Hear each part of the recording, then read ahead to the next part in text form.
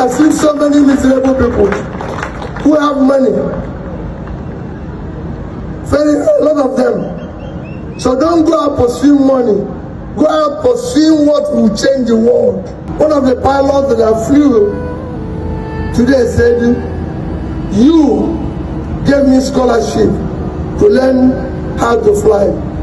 The father who preached here came down and said, I benefited from your scholarship. The father who preached here. I've never met him before.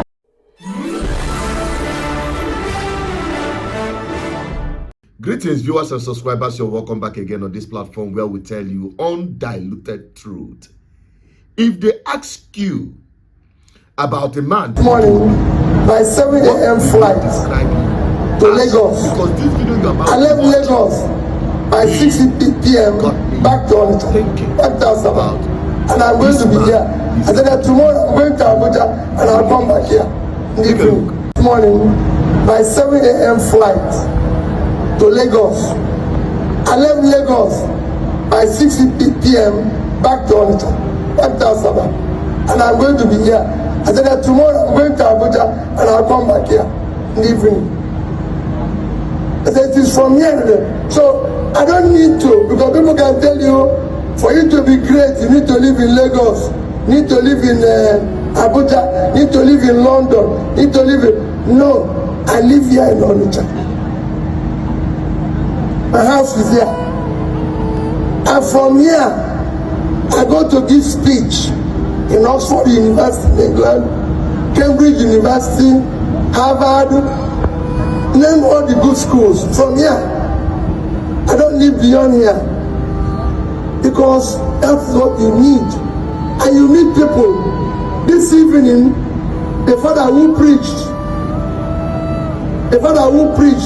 said, if I read the coincidence, the pilot, one of the pilots that I flew today said, you gave me scholarship to learn how to fly. The father who preached here came down and said, I benefited from your scholarship. The father who preached here. I've never met him before. You saw somebody who came here and said, he started contracting when I was in government. I've never met him before. I've said it before. Any contractor who would say that Peter Obi sat down with him to discuss contract, and after contract, he gave me money, let him come out and stop politics. Because I don't meet them. It's not my job to give contract. I wasn't governor to keep contract.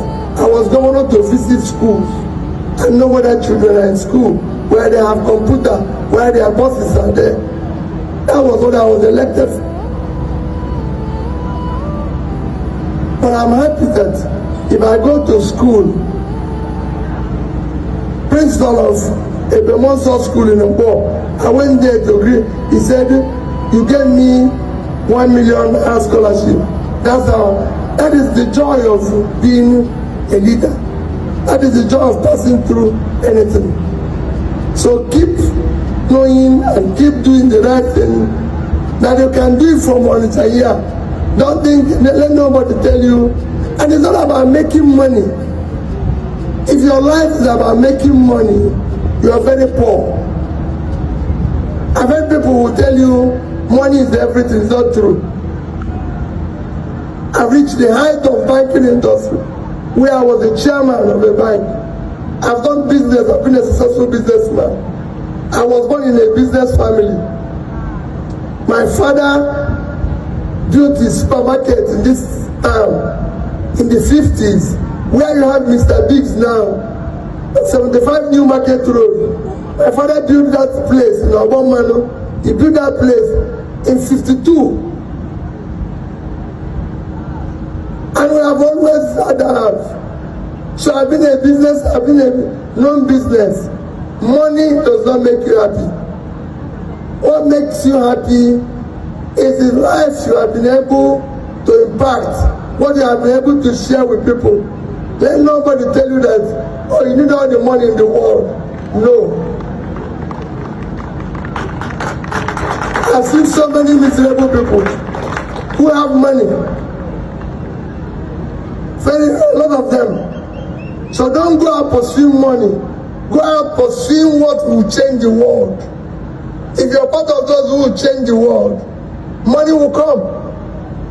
I don't have private jet. That's not what I went out to do. I've been governor in this state. I've challenged people.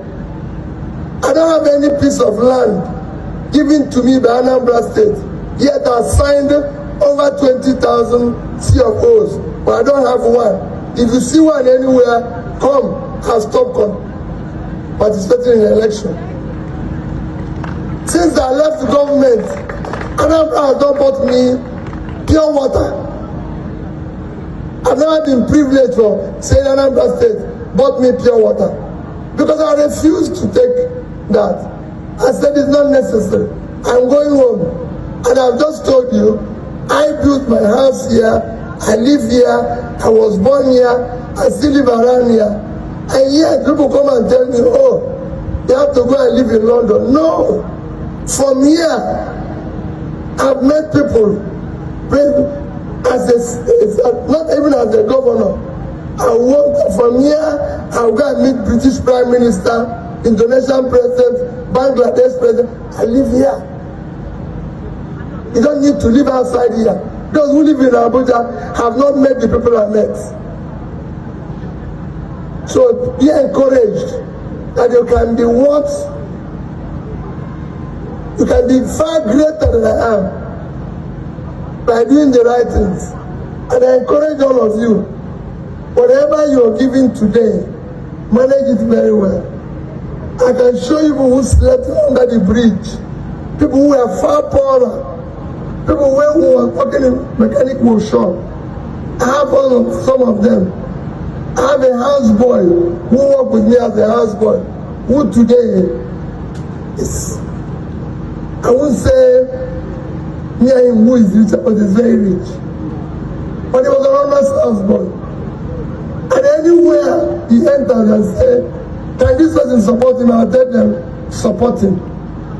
He will not fail you. Be honest to yourself. So I thank all of you that are gathered, and I thank for the judge for making sure we are not sleeping now. You know, and keeping us awake.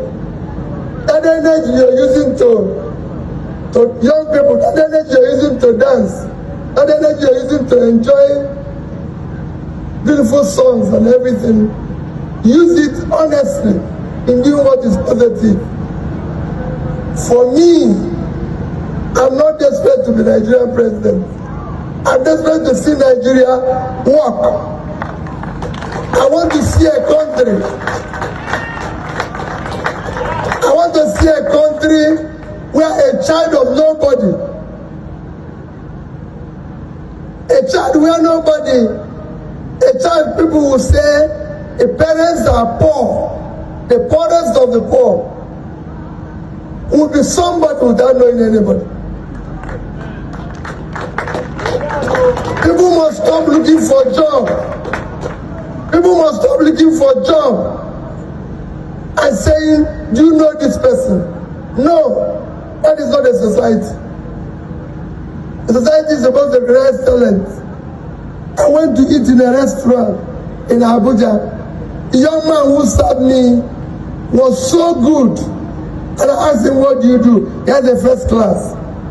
How can you be serving in a restaurant with first class when people who have nothing to show are stealing public money? May God help us. Thank you, and God help you. Thank you so very much.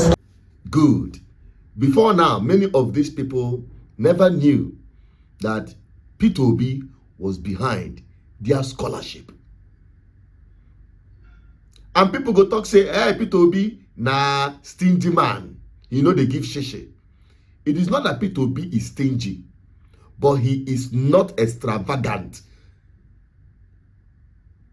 And you know the reason? He made his money diligently.